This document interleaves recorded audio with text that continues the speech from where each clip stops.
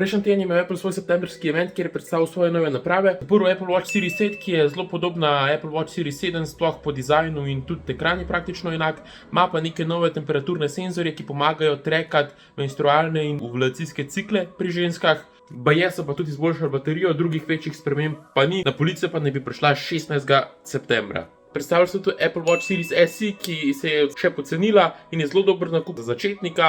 Zelo boljši nakup, kakor pa Apple Watch Series 8 trenutno, pa je pride 16. septembra. Največja novost pa je siguren Apple Watch Ultra. Sam pogledajte ta dizajn, tako pač res ne zgleda kot navadna Apple Watch, taka malo bolj robustna in nima toliko modnega dizajna, kot imajo vse ostale ure. Narejena iz titana in ima raven zaslon, ne zavit kot vse ostale, baje dosega do 2000 nitov, kar je več kot vsi telefoni. Je načeloma namenjen za športnike in pa za fizične delavce, ki rabijo to robustnost. Ura pa bo na prodajne police prišla 23. septembra, torej en teden kasneje kot bi ostali uri.